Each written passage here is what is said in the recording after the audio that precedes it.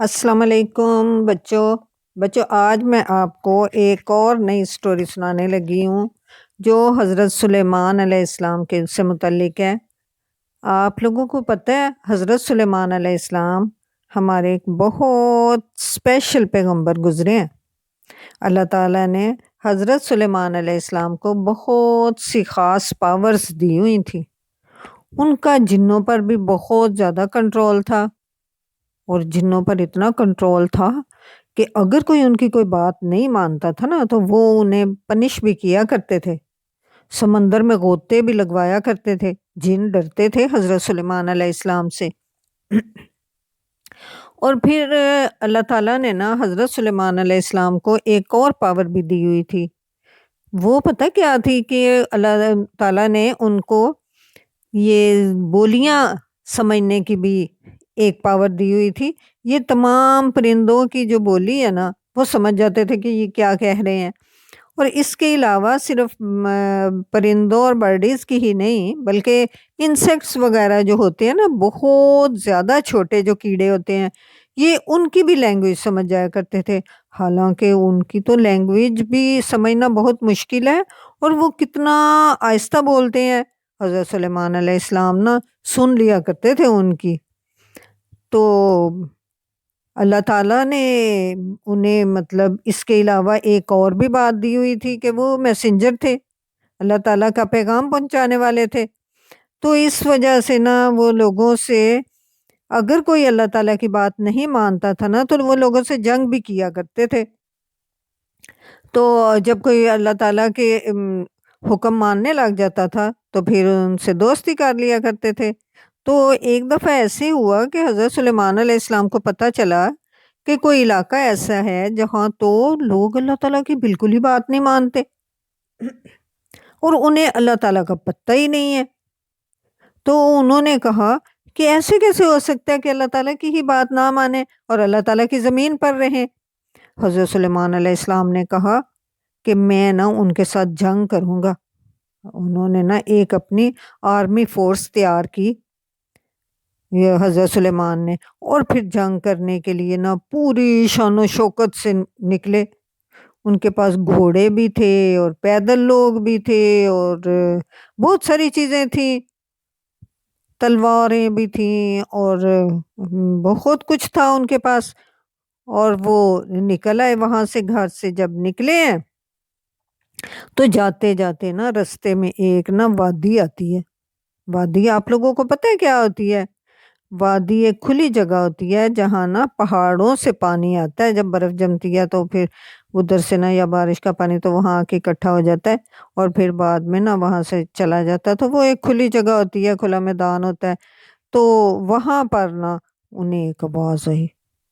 آواز کیا آئی تھی کہ ایک چونٹی جو ہے، اتنی چھوٹی سی چونٹی، وہ دوسری چونٹیوں سے کہہ رہی تھی کہ اپنے اپنے گھروں میں چلی جاؤ، گھس جاؤ، کیونکہ حضرت سلیمان علیہ السلام کا لشکر یہاں سے گزرنے والا ہے۔ ایسا نہ ہو کہ آپ لوگوں کو پتہ ہی نہ چلے اور ان کے پاؤں کے نیچے آ جاؤ۔ اور ساری چونٹیاں جلدی جلدی اپنے گھروں کی طرف دوڑنے لگی۔ حضرت سلیمان علیہ السلام جو ہے نا، یہ آواز سن کر نا ایک دم سے شوق بھی ہوئے اور ہیپی بھی بہت ہوئے کہ اتنی چھوٹی سی حقیر سی چونٹی ہے جسے ہم تو کچھ سمجھتے ہی نہیں ہیں، ہم تو ایسے ہی مار دیتے ہیں، تو اللہ تعالیٰ نے اس چونٹی کو بھی اتنی عقل دی ہوئی ہے۔ اور یہ ہے کہ اب آپ کو پتہ ہے نا چونٹی میں تو بلڈ بھی نہیں ہوتا، اتنی چھوٹی سی ہوتی ہے، اگر جا رہی ہو تو ہمیں تو نظر بھی نہیں آتی، لیکن اللہ تعالیٰ نے انہیں اتنی عقل دی ہوئی ہے کہ پتہ وہ جب بھی کہیں سے گزرتی ہیں تو لائن بنا کے گزرتی ہیں ہمیشہ۔ اور پھر اپنے لیے انہوں نے زمین کے اندر جو سوراخ کر کے گھر بنائے ہوتے ہیں نا، اس کے اندر رومز بھی بنائے ہوتے ہیں، اور بہت پیارے پیارے ان کے گھر بنائے ہوتے ہیں۔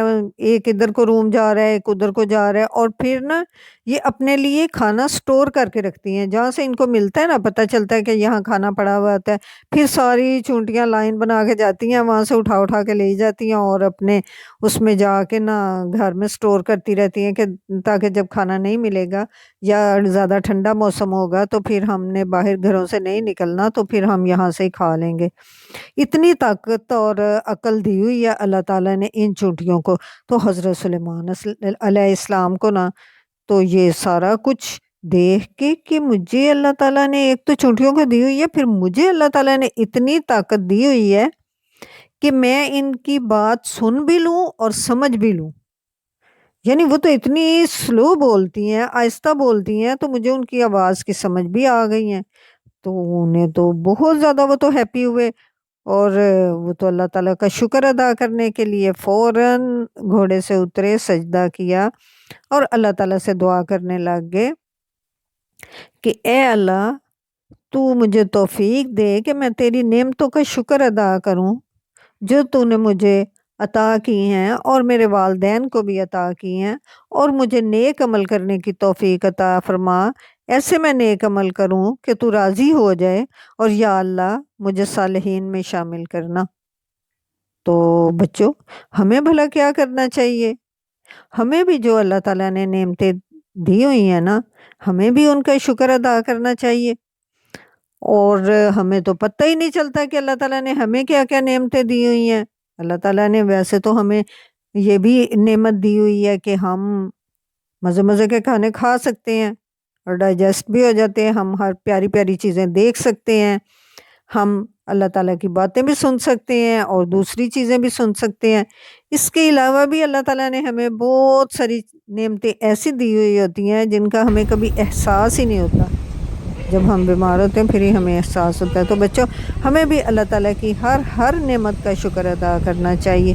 اچھا بچوں، آج کی سٹوری اتنی ہی، اللہ حافظ۔